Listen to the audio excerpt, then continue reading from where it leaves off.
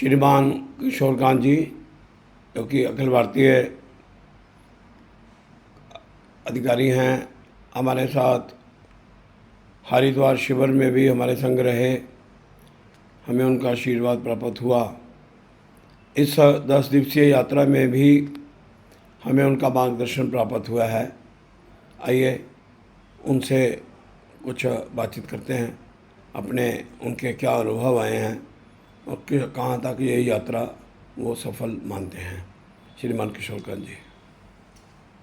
आजकल अपने समाज में परिवार बहुत छोटे हो गए हैं, उसमें भी आपस में सहजता का अभाव दिख रहा है। छोटे छोटे कारणों से आपस के संघर्ष दिखते हैं, यहाँ तक कि छोटा परिवार होने पर भी उसके टूटने की संभावना बढ़ जाती हैं। आज बहुत सारे विषय छोटी छोटी अपने विषयों के कारण से टूट रहे हैं। ऐसे समय में जब परिवार प्रबंध की एक बड़ी तीर्थ यात्रा योजना की गई, कुल मिलाकर इसमें 2 वर्ष से लेकर 85 वर्ष तक के लोग शामिल हुए और कुल मिलाकर 88 लोगों का ये दल इस यात्रा में गया। और इसमें से केवल एक छोटा परिवार ही नहीं, उसके स्थान पर बड़ा परिवार और संयुक्त परिवार, क्योंकि इसमें छोटा बालक भी था और दादा नाना नानी दादी ऐसे सब भी थे। सबने मिलकर कुल मिलाकर एक बड़ा परिवार, संयुक्त परिवार कैसा होता है, कैसे रहता है, इस सब का अनुभव किया। स्थान स्थान पर व्यवस्थाएं अच्छी थीं, की गई, पहले से सोची गई, तो भी सब लोग पूरी यात्रा में पहली बार ही गए। कुछ लोग एक स्थान पर गए होंगे, 2 स्थान पर गए होंगे, लेकिन पूरी यात्रा पे पहले से किसी ने गया नहीं था। गए सीधे जाकर वहाँ जो व्यवस्था की गई थी उनका अभ्यास किया गया, लेकिन उसमें कुछ कहीं कमी हो गई, तो भी उस कमी को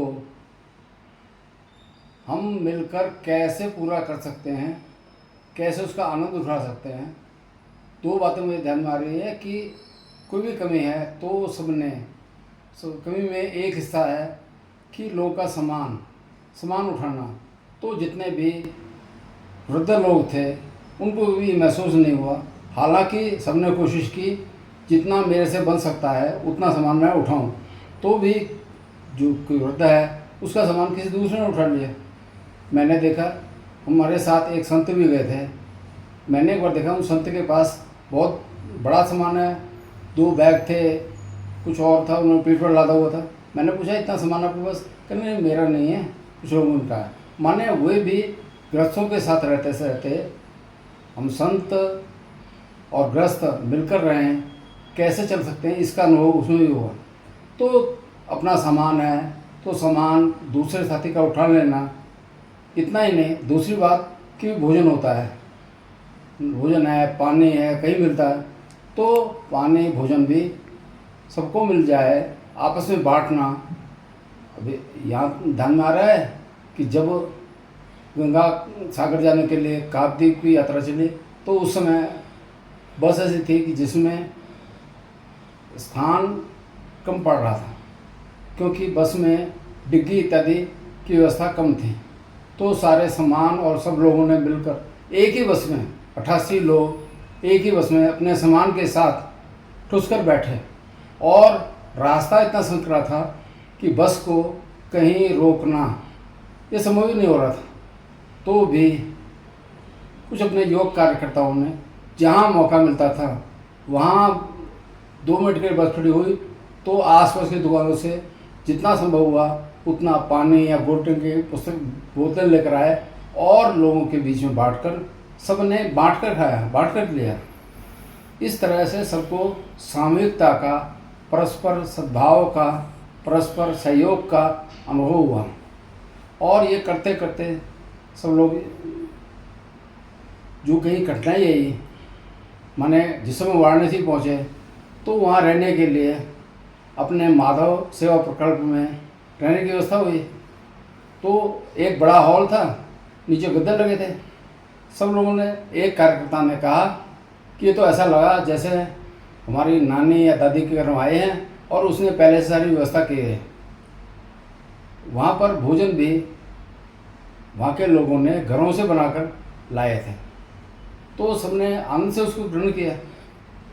फिर काशी में जाकर गंगा स्नान करना संभव नहीं था, समय का इधर रात्रि को पहुँचे थे और सवेरे सवेरे जल्दी हमें काशी विश्वनाथ जी के दर्शन करना थे। लेकिन महादेव की कृपा रही कि उन्होंने लोगों को दर्शन तो दिए, अच्छे दर्शन दिए, लेकिन साथ में कि भाई लोग गंगा स्नान यहाँ नहीं कर पाए। गंगा में पानी भी बढ़ा हुआ था, बाढ़ के कारण से घाट तक भी पहुँचना संभव नहीं हो रहा था। तो उन्होंने 3 घंटे तक जैसे आशीर्वाद के रूप में गंगा स्नान ही कराया और सबने स्नान करते करते दर्शन किए और स्नान करते करते ही सड़क के किनारे नाश्ता किया, उसका भी आनंद लिया। और ये सारा करते समय सहयोग रहा अपनी माताओं बहनों का। उन्होंने लगातार कैसी भी परिस्थिति हो संकीर्तन चालू रखा। प्रयागराज से जिस समय विंध्याचल गिरी जा रहे थे उस समय स्थिति आई कि कहीं पर भी खाने के लिए कुछ नहीं मिल रहा, तो खाने को नहीं मिल रहा है, तो भी उन्होंने संकीर्तन के आधार पर सबको जोड़कर रखा और सारा दल बड़ी मस्ती से गया। और अंत में जाकर गया जी में सब लोगों ने अपने जो पिंडदान इत्यादि करने थे वो सारा किया। और वहाँ से जब हम गंगा सागर पहुँचे, गंगा सागर में जाकर बड़े आनंद से सबने स्नान किया। प्रातःकाल ब्रह्म मुहूर्त में उठकर सबने स्नान किया और स्नान किया तो उस समय कुछ कार्यकर्ताओं ने इकट्ठे बैठकर गंगा सागर में बैठकर हनुमान चालीसा का पाठ किया। जिसने जैसी पूजा आवश्यक थी उन्होंने सबने पूजा की, कुछ लोगों ने इकट्ठे की, कुछ ने परिवार के साथ की। ऐसा करके बड़े आनंद के साथ मैं सोचता हूँ यात्रा तो हुई। अमृतसर से हिसाब से चलकर गंगा सागर तक होकर सब आए, ये यात्रा पूरी हो गई। लेकिन इसके साथ जो महत्वपूर्ण बात है कि सबको अनुभूति हुई कि अपने छोटे परिवार में भी एक दूसरे का कैसे साथ देना, कैसे सहयोग करना, अगर इसको ध्यान में रखेंगे तो परिवार को वास्तव में सार्थक है।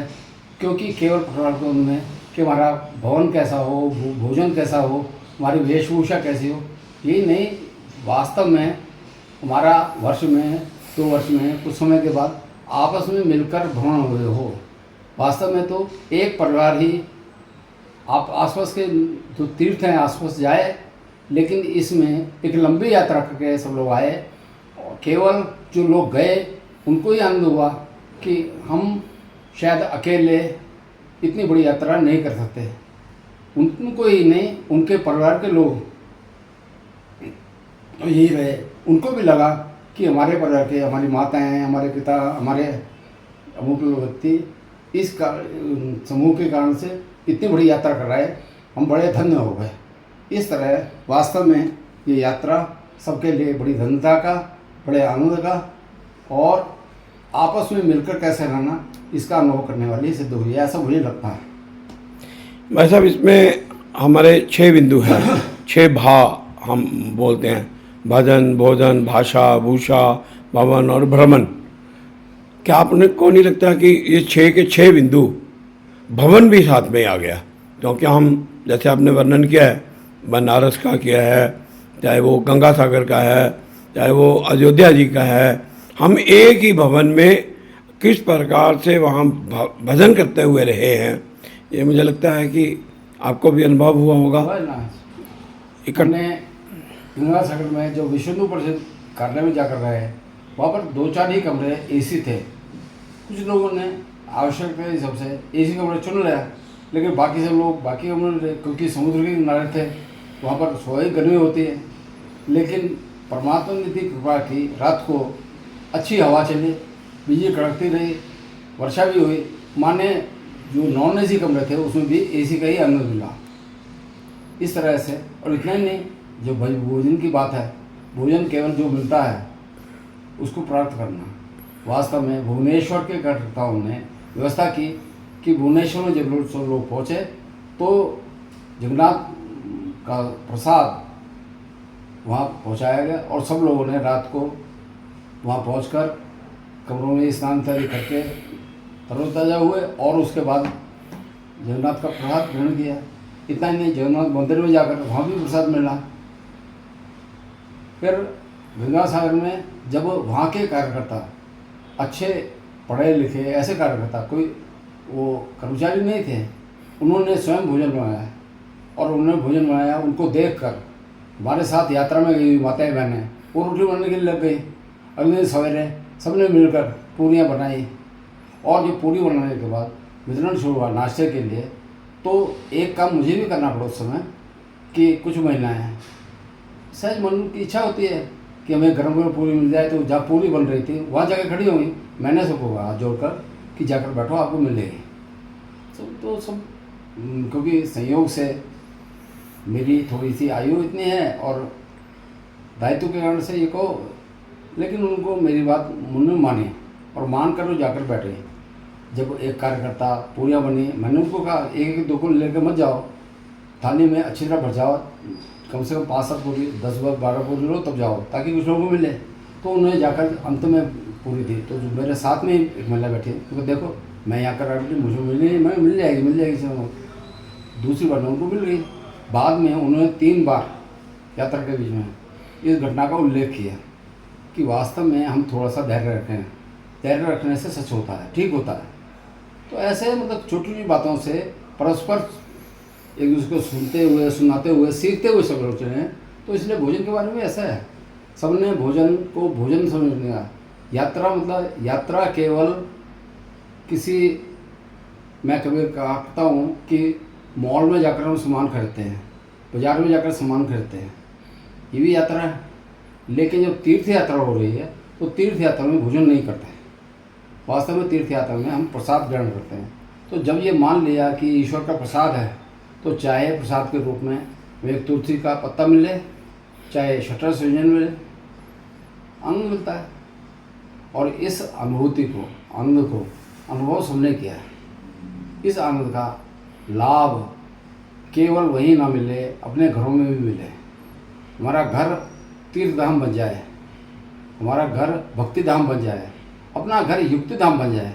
वास्तव में ऐसी यात्राओं से हमने बीच बीच के संकटों में, जब हमारे बीच की एक बहन भीड़ के कारण से बिछुड़ गई, तो उस समय सबके मन में आया, माने जो उनके परिवारजन थे उन्होंने कहा भी हम कैसे जाएंगे वापस, उसको नहीं जा सकते। तो उस समय विजय जी कहा कि भाई तुम सो चलो, और जाके अब बीच में उनके, हमारा महत्वपूर्ण काम था पूरी शंकराचार्य जी से भेंट करना। लेकिन और उस समय तय किया कि भाई हम महत्वपूर्ण काम है लेकिन उसको छोड़ेंगे और सीधे स्टेशन जाएंगे। तो लेकिन फिर 2 कार्यकर्ता वहाँ रुके, उनका हम ढूंढ कर लाएंगे, तुम लोग बस में जाओ और जाकर सीधे स्टेशन जाओ। प्रयत्न किया। वास्तव में बहन कहीं खोई थोड़ी थी, कोई उठाकर थोड़ी ले गया था, पिछुड़ गई थी भीड़ में। उसने भी क्या किया, बाहर निकल कर और रिक्शा किया, और रिक्शे से उसका कहना क्या है कि मेरा तो इस कारण से जगन्नाथ मंदिर की कई परिक्रमाएं हो गई। तो उसने परिक्रमा के रूप में स्वीकार किया और उन्होंने उसको, जैसे हम जाकर चल के बस में बैठे तब तो समाचार आ गया कि बहन मिल गई है, और फिर सब लोग को स्टेशन पहुँचे। माने ऐसे परस्पर सहयोग रहा। इसलिए आनंद, मैंने आनंद का विषय है। इस तरह से सब अच्छे ढंग से यात्रा संपन्न हुई है। भजन भी सामूहिक हो गया, भजन समूह हो गया और भोजन भी सामूहिक हो गया, और भाषा भी आपने देखा होगा कि सब एक दूसरे को जानते नहीं थे। जानते हैं, उसके बारे में भी थोड़ा बताइए। भाषा इसमें पंजाब के पठानकोट, अमृतसर, जालंधर, फगवाड़ा, लुधियाना, तपा जैसे सब स्थानों के लोग थे। इतना ही नहीं, अनेक परिवारों में उनके रिश्तेदार, कोई फरीदाबाद के रहने वाले हैं, कोई हिमाचल से हैं, वो सब आए थे। एक दूसरे को जानते नहीं थे, लेकिन परस्पर कभी किसी ने महसूस नहीं किया कि हम कोई अलग हैं। जैसे 2 भिन्न परिवार के लोग मिलकर एक परिवार बनते हैं, जीवन भर साथ निभाते हैं, आगे बढ़ते हैं, ऐसे ही सबने पूरी यात्रा में, चाहे हम कहीं से आए हैं। इसमें एक और बात रहती है कि भाई हम इच्छा करते हैं, सामान्य व्यक्ति इच्छा करता है जहाँ भी जाऊँ वहाँ अपने रुचि का भोजन प्राप्त करूँ, लेकिन वास्तव में भोजन उस स्थान की विशेषता होता है। तो सबने जाकर रास्ते में जहाँ आवश्यकता पड़ी, भाई ध्यान में आ रहा है कि वहाँ लोगों ने सड़क पर खड़े होकर वो इडलियाँ खाई।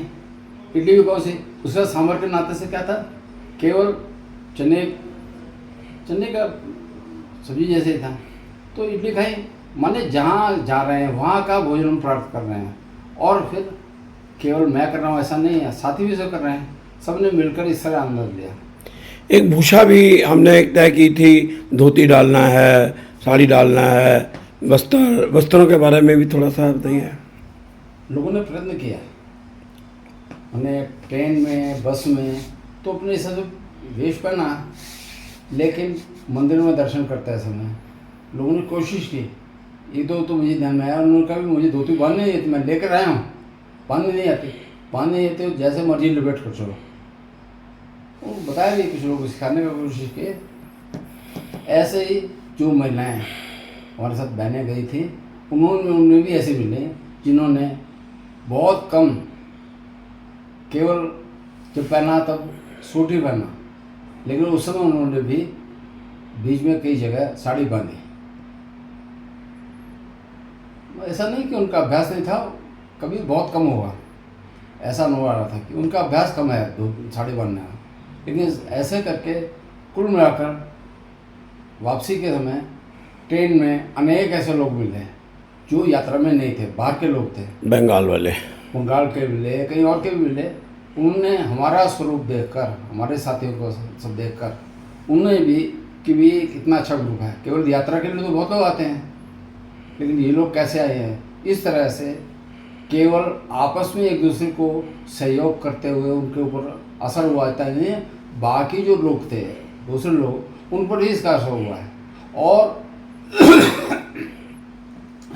आज समझ ऐसा लग रहा था, हम 88 लोग ने वापसी के समय, जैसे पूरी डब्बे की लोग सब एक ही, जैसे एक छोटा बच्चा, उसका जन्मदिन था, 2 साल का था, उसका जन्मदिन हुआ, तो उसकी माँ ने, मैंने सबने मिलकर उसका जन्मदिन किया, उसके लिए गाने गाए, सब कुछ किया। लेकिन उन्होंने मिठाई अपना थोड़ी सी होती हुई थोड़ी मिठाई डब्बे में हर व्यक्ति को दी, और जब हर व्यक्ति को दी तो उन्होंने महसूस किया कि ये इतना अच्छा कि बच्चे का जन्म भी हम रेलवे में बना रहे हैं, ये हमने पहली बार देखा।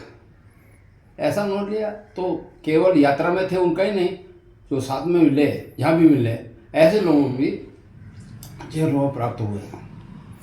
एक अनुभव और भी बढ़िया है, आपने देखा होगा, आप भी पैदल चले थे जब बस वाले ने हमको, आगे बस नहीं जा सकती थी, जगन्नाथ महाप्रभु के दर्शन करने के लिए किस प्रकार से सब लोग भजन कीर्तन करते हुए, उसका भी थोड़ा सा अनुभव बताइए। तो क्या है कि सब, माने ये अपने सब लोगों के लिए कुछ अचंभा हो सकता है, वहाँ के लोगों के लिए कोई नहीं था, क्योंकि लोग जगन्नाथ मंदिर में नाते गाते हमेशा जाते ही रहते हैं। तो पूरे बाजार में जब निकल रहे थे, बाजार छोटा है, बाजार में वाहन काफ़ी आते जाते, लेकिन जाने वाले लोगों को गीत गाते हुए, नृत्य करते हुए, ऐसे लोगों को परेशानी स्वयं को नहीं हुई। लोगों ने अपने वाहन थोड़ा रोके, ऐसा नहीं कि बीच से कोई हॉर्न बजा रहा है, घंटी बजा रहा है, ऐसा बहुत कम किया। या मैंने छोटा रास्ता, उसमें वाहन बहुत, उसमें इतने सारे यात्री, और यात्री नाचते गाते जा रहे हैं, इसका बहुत अच्छा हो, जय जगन्नाथ जय जगन्नाथ ऐसा करके आनंद से जा रहे हैं। तो ऐसा अनुभव है। एक जगन्नाथ महाप्रभु के जब हम दर्शन करने के लिए गए तो वहाँ भीड़ बहुत ज़्यादा थी, और मुझे लगता है कि आपके माध्यम से हम प्रशासन को भी कुछ कहना चाहेंगे कि भाई ताकि कोई बुरी घटना ना, दुखद घटना ना हो, उसके लिए थोड़ा सा प्रबंध। ऐसा है, प्रशासन जो करे वो करे, लेकिन 2 बातें लोगों के लिए हैं कि पहली बात दर्शन करना है, भीड़ है, तो भीड़ की जिम्मेदारी संभालने की जिम्मेदारी केवल प्रशासन की क्यों है, हमारी क्यों नहीं? हमें सोचना चाहिए, मुझे प्रदर्शन करने हैं, भीड़ है, तो जल्दी क्यों भागना, रुक जाओ थोड़ा सा। मैंने ऐसे किया। वास्तव में हमारे साथ जगराओं की बहन जी थी, नीलम बहन जी, उनका शरीर भी थोड़ा भारी है, तो मैं उनके लोगों के पीछे था। तो मैंने देखा कि वहाँ जो जगन्नाथ मंदिर में पहले एक खंभे को लोग स्पर्श करते हैं, वहाँ पर दिक्कत आई कि भाई वो शायद वो भी गिर सकती हैं और मैं भी सबसे अलग हो सकता हूँ। तो मैंने केवल उनके पीछे उनके सहयोग, तो उनका सहयोग मुझे मिला, मेरा सहयोग उनको मिला। और उसी बीच में मैंने उनके पति को कहा, मैंने कहा अब यहाँ से आप जल्दबाजी मत करना। प्रशासन ने किया व्यवस्था कि उन्होंने दरवाजा बंद किया, आगे भीड़ थी, पहले कम हो जाए थोड़ी सी, फिर उन्होंने छोड़ खोला। मैंने कहा खुलते ही एकदम भगदड़ मचेगी, आप संभाल कर रखना। तो वो भी थे, साथ में मैं था, और उस समय साथ में एक बहन बाहर से कोई और होगी यात्री दर्शन करने आई, वो गिर भी पड़ी। तो ऐसे समय में केवल प्रशासन कर पाएगा ऐसा नहीं है, वास्तव में हमको करना चाहिए। दूसरी बात, ऐसे समय में ध्यान करने की बात, इस समय देशों में एक विषय चल रहा है कि तिरुपति बालाजी में जो प्रसाद चढ़ रहा है उस प्रसाद के बारे में विषय चल रहा है। वास्तव में बीच में एक दो कार्यकर्ताओं से मैंने कहा हम लोग तय करें कि हम कोई भी चीज़ मंदिर में प्रसाद चढ़ाएंगे, बाजार से खरीद कर नहीं चढ़ाएंगे, घर से बना कर लेकर जाएंगे। तो जो अच्छा चीज़ है वो भगवान को देंगे। अगर ये समाज तय कर ले तो चाहे कोई कितनी मिलावट कर ले, कम से कम मंदिर के प्रसाद की मिलावट नहीं कर सकता, क्योंकि अगर मिलावटी प्रसाद है वो मिलेंगे ही नहीं, मंदिर में चढ़ाने के लिए कभी नहीं लेंगे। ऐसा कुछ मिलाकर समाज को तय करना पड़ेगा। प्रशासन इसमें सहयोगी हो सकता है, लेकिन उसकी भूमिका मेरे हिसाब से तो 2 नंबर की है। 1 नंबर की भूमिका समाज की अपनी है। ये जो विषय दिया भाई साहब, आपने बहुत अच्छा विषय दिया। स्वामी हरीशानंद जी महाराज वृंदावन वाले, यात्रा प्रारंभ होने से पहले उनका एक मंगल संवाद हुआ था। उन्होंने विषय दिया था कि आप ठाकुर जी को प्रसाद चढ़ाएंगे, भोग लगाएंगे, वहाँ से मत लीजिए, अपने अपने घर से बना के ले करके जाए। तो मुझे लगता है कि लगभग 70% परिवारों ने प्रसाद अपने घर से बना के लेके गए थे। ये भी एक अच्छा अनुभव वहाँ पर दिखाई दिया। तो कुल मिलाकर वहाँ पर एक और बात है ऐसा कि जो मंदिर है वहाँ पर, जैसे वो लिंग राजा का मंदिर हमने देखा भुवनेश्वर में, कितनी अच्छी कलाकृति से है, कैसे उसके बारे में थोड़ा सा उल्लेख कर दो। ये तो सारे देश के मंदिरों के बारे में है, जहाँ तक सीधा आक्रमण नहीं हुआ विदेशियों का, वर्गियों का आक्रमण जैसे सीधा नहीं हुआ, वहाँ के मंदिर आज भी, और विशेषकर इसमें दक्षिण के और पूर्व के उसके मंदिर हैं जिनकी ये कला बची हुई है, बाकी ये तोड़ दिया गया। वास्तव में मंदिर जो बनना है, मंदिर इसी में प्रसंग ध्यान में आया कि कोणार्क मंदिर में जब गए तो बहनें पूछने लगी कि हम पूजा क्या कर रहे हैं। तब मैंने बताया कि मंदिर का अर्थ क्या है। मंदिर माने रामचरितमानस के सुंदरकांड में हनुमान जी जब लंका जाते हैं तो उन्होंने सीता की खोज मंदिर में जाकर गए। मंदिर महू न देखी बहते, मैंने वो रावण के मंदिर में गए। रावण का मंदिर मतलब जहाँ रावण की पूजा होती है ऐसा नहीं, जहाँ रावण रहता है, मैंने घर को ही मंदिर कहते हैं वास्तव। और मंदिर जब बर्माता का बन रहा है तो सुंदर बने, ये पहले से परंपरा रही। और इसीलिए पूर्व दिशा में और दक्षिण में ज़्यादातर मंदिर बचे रहे, उत्तर भारत के और पश्चिम के ज़्यादा मंदिर टूटे हैं। मंदिर मूर्तियाँ हैं, वास्तव में मूर्ति में, मंदिर के द्वार में, मंदिर के गोपुर में बड़ी कला है। एक और जो जगन्नाथ महाप्रभु में हमको पंडा, हमने जो हमारे जगन्नाथ महाप्रभु हैं वहाँ एक पंडा जी से हमने बात करी, वो हमारे साथ रहे। उसका व्यवहार तो आपको बहुत बढ़िया था ना। उन्होंने सारे लोग इकट्ठे कैसे रहे, वहाँ से लेकर एकदम चल पड़े तो चल पड़े ऐसा नहीं है। बीच में कम से कम 1 2 3 4 बार चलते समय वहाँ रुके, सबको अपने पास इकट्ठा किया। जहाँ इकट्ठा किया, मैं जब इकट्ठे ग्रुप में हो रहे थे, मैं थोड़ा सा आगे बढ़कर, मैंने ग्रुप में ही जा रहा था, मैं कोई दूर नहीं। तो उन्होंने कहा मैं यहाँ खड़ा हूँ, तुम आगे क्यों चल रहे हो। मैंने हर एक को रोका ग्रुप को इकट्ठा रखने के लिए। तो ऐसा करके बहुत अच्छा स्वभाव रहा उन्होंने। एक और पंडा जी ने हमको मालपुड़े का प्रसाद भी दिया, कैसा लगा। बहुत अच्छा। वो तो मैं कह रहा हूँ इससे अच्छा जो बनना है ना, वापसी के समय निश्चिंतपुर नामक स्थान पर हमारी बस का टायर फट गया। ये पूरा वृत्तांत बताइए। 2 कपार हैं, एक बस उस समय उसकी स्पीड नहीं थी ज़्यादा, इसलिए कोई दुर्घटना नहीं घटी, किसी तरह का नुकसान नहीं हुआ। नंबर 1। लेकिन बस तो टायर तो बस्ट हो गया, उसमें जाना संभव नहीं आगे।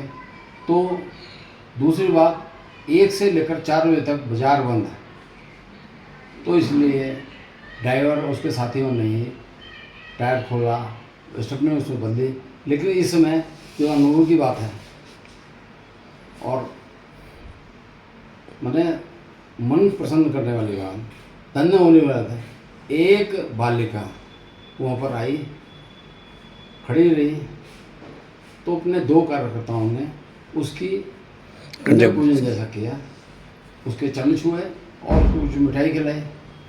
उसके बाद वो वहीं खड़ी रही, टायर बदला गया, बस चल ली। बस चलने के बाद वो वहीं खड़ी रही और सबको हाथ मिलाकर आशीर्वाद दिया। मन लोगों का कह रहा था जैसे अब इसके कारण से समय लग गया तो रास्ते में हम काली माँ के दर्शन नहीं कर पाएंगे, लेकिन शायद काली माँ स्वयं ही आई है और उसने हमारी गाड़ी को ठीक कराया और साथ में हमको आशीर्वाद दिया है। ऐसा मन लोगों का लेकर हम आगे बढ़े। उस समय आपने एक और भी देखा होगा कि बहनों ने जो संकीर्तन किया, मुझे लगता है कि 10 दिन के बीच में वो इतना जोरदार संकीर्तन था, उसके कारण भी वो माता जी वहाँ। हाँ हुआ ना, ये तो है ही। भक्त पुकारे भगवान ना आए, ऐसा नहीं होता। तो भक्ति पुकार ज़्यादा है कि भगवान का आशीर्वाद ज़्यादा है, कह नहीं सकते क्या कोई। आप अपना घर हो भक्ति धाम बहुत अच्छा बोलते हैं, एक प्यारा जरा उसके 4 लाइनें सुना दीजिए। एकदम याद नहीं है। अपना घर हो भक्ति धाम, अपना घर हो भक्ति धाम, अपना घर हो शक्ति धाम, अपना घर हो युक्ति धाम, हर बाधा को पार करें ऐसा सुंदर युक्ति धाम, अपना घर हो भक्ति धाम। मानिक किशोर जी का सानिध्य हमको प्राप्त हुआ, संत जी का सानिध्य प्राप्त हुआ। ये 10 दिन में जो हमने एक रामायण का भी पाठ किया था, उसमें भी एक्सपर्ट की भूमिका के रूप में किशोर जी ने निभाई थी बखूबी। तो इस यात्रा में भी हम सबको उनका आशीर्वाद प्राप्त हुआ। ख़ास तौर पे हमने जो गंगा सागर है वहाँ पर ज़्यादा, तो क्योंकि बिज़ी रहे हम लोग सब लोग, लेकिन गंगा सागर में हमने खूब अपने कार्यकर्ताओं के साथ खूब आनंद लिया। कैसा है आपको, है ना? और वहाँ पर हनुमान चालीसा पाठ पूजा पंडित जी, और एक और बात मैंने देखी है, पंडित जी ने सबकी पूजा बड़ी विधिवत करवाई, लेकिन लोग कहते हैं कि वो लूटते हैं, ऐसा कुछ नहीं है, ऐसा कुछ नहीं दिखाई दिया ना। कैसे बहनों ने, ऐसा है कि आप जैसा मन लेकर जाओगे वैसे व्यक्ति मिलेंगे। जैसा मन अपना है, मेरे मन में अगर विकार है, मेरे मन में अवगुण है तो दूसरे अवगुण देखूँगा, मेरे मन में गुण है तो दूसरे गुण देखूँगा, ऐसा होता ही है। मैं ध्यान में करता हूँ, एक बार मैं अपने छोटे भाई का अस्थि विसर्जन करने के लिए जब वो गए गंगा जी पर, तो हम सोच कर गए कि भाई, तो हमको वहाँ कोई ऐसा व्यक्ति नहीं मिला और हमने सोचा कि भाई इस समय गोग्रास खिलाना है। तो एक घर में गए तो वहाँ पर एक महिला थी, उसने कहा गाय तो है लेकिन गाय की ये बच्ची है, ये थोड़ी बीमार है, आप इसकी माँ को खिलाओ। और जब हमने उसके सामने रखा, उसने जो कुछ दिया सब कुछ खाया। माने इस प्रकार से जैसा हमारा मन है वैसे लोग मिलते हैं, वैसा वर्णन मिलता है।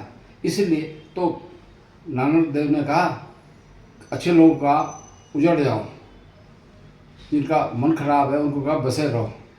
तो बुराई बसी रहे, बुराई अच्छाई फैले, सुगंध फैले, इस तरह जीवन चले। तो इसलिए महापुरुषों ने यही सिखाया और ऐसा अनुभव ही होता है। तो यही हमको महसूस हुआ कि सब जगह अच्छे लोगों की कोई कमी नहीं है। हम गया जी गए तो गया जी में भी तो ऐसा ही था। वहाँ पर जो मुखिया थे पंजाबी धर्मशाला के, वो माननीय जिला संचालक थे। बाद में मैं पहले भी मुझे पता था, लेकिन बाद में और अच्छे क्लियर किया। तो उन्होंने कहा कि आप 1.25 रुपये से लेकर 1.25 लाख रुपए तक कुछ भी करो, जो आपकी क्षमता है, कोई जोर जबरदस्ती नहीं है। तो उन्होंने बड़े विधि पूर्वक उन्होंने ये सारा 4-5 घंटे का समय लगा। रात को देर से निपटने के बाद भी सीधा रात को विश्राम नहीं हुआ, जाके स्टेशन पर फिर रुके, लेकिन अपना जो भाव था वो पूर्ण हुआ। पूरे भाव से, केवल काम टपाना ऐसा नहीं हुआ, पूर्ण काम हुआ। पूरी विधि से उन्होंने सारे काम करवाए और भोजन की व्यवस्था, दूसरी व्यवस्था सारी उन्होंने बहुत सुंदर व्यवस्था उन्होंने की हुई थी।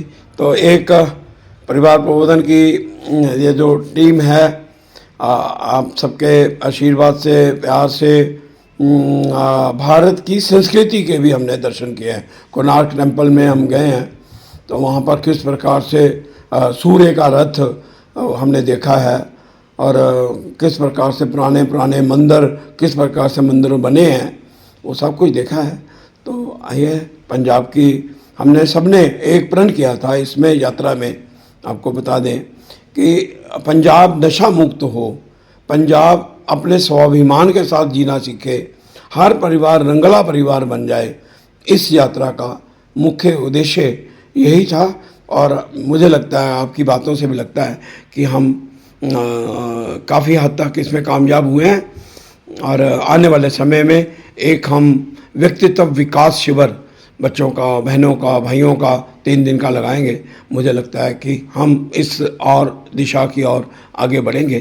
तो ऐसा है, दोनों काम करने पड़ते हैं क्या कि कुछ काम ऐसे भी करना है कि सिखाना है, कुछ काम अनुभव करके सीखना है। ये यात्रा थी अनुभव करके सीखना, ये सिखाने की यात्रा नहीं थी, लेकिन अनुभव करके लोगों ने सीखा है। कुछ काम ऐसे ही जो सिखाने पड़ते हैं। अब जैसे परोसना, कैसे परोसना, परोसना मतलब व्यक्ति को खिलाकर खाना, एक बात ये है। दूसरी बात है कि कुछ देना है तो खाली हाथ जाके उसको पूछो मत कि क्या चाहिए, अपने हाथ में कुछ ना कुछ है। अगर को वो चीज़ चाहिए ना चाहिए, लेकिन आपके हाथ में कुछ है तो पूछो। मुझे ध्यान में आता है, हम एक जगह या स्थान ध्यान में आता, एक वृद्ध महिला थी, उसने कहा बेटा तुम परोस तो रहे हो, तुम पूछ रहे हो क्या चाहिए, तुम्हारे हाथ में कुछ है नहीं, जिसके हाथ में कुछ नहीं है उससे कोई कम मांगेगा, तुम कुछ लेकर आओ तब तो दो। तो जब उस समय मैं शायद 8-9 साल का था, तब से मुझे याद पड़ गई कि भाई कुछ देना है तो पहले अपने पास तो होना चाहिए। अपने पास है तो बांटो और फिर बांट कर खाओ, और इसका अच्छा असर होता है। परोसना वास्तव में आजकल का अभ्यास हो गया, टेबल के ऊपर खाना रख दिया, अपना अपना ले लो, खा लो। वास्तव में खाना सबको मिल गया कि नहीं मिल गया? मिल गया, हमारी थाली में आ गया, लेकिन पहले मंत्र बोलो। ये मंत्र बोलना किसी संगठन का अभ्यास नहीं है, ये अपने समाज का अभ्यास है। पहले ये होता था, पहले जब सबको मिल गया तब, यहाँ तक कि बारात में भी सब लोग नीचे बैठे, पंगत बैठी है, सबको मिल गया, तो वहाँ के जो प्रमुख लोग हैं या कोई साधु संत बीच में बैठे, वो मंत्र बोलते थे और सबको कहते थे शुरू करो, माने सबको मिल गया तब शुरू करो। तो ये आदत बननी चाहिए, फिर से आदत बननी चाहिए, तो परोस कर खाना। हमने एक ना प्रातः सुमन की छोटी बुकलेट दी थी, तो वो उसके 15 श्लोक बोले जाते थे। सभी ने कहा कि ये अच्छा लगता है कि सुबह सुबह गंगा, जमुना, सरस्वती, ये सब नाम, शहरों के अच्छे नाम। वास्तव में केवल नदियों के, शहरों के नाम नहीं, पूरे भारत का स्मरण होता है, पूरे भारत का स्मरण होता है। ये भी सबको अच्छा लगा। इसका मतलब क्या है कि लोगों को अगर थोड़ा सा भी दिशा दी जाए तो। ऐसा ये तो था कि भाई देखने के बाद अनुभव होना, वास्तव में सिखाना कि हमको जैसे कर रहे हैं ऐसा वर्ग हुआ, तो वर्ग में ये जो 15 श्लोक हैं, श्लोक का अर्थ क्या है ये बताना पड़ेगा, तो उसे और ध्यान में आएगा। तो अभी हमारा जो मंगल संवाद चल रहा है उसमें 30 तारीख को रात्रि भी आप शामिल होइएगा।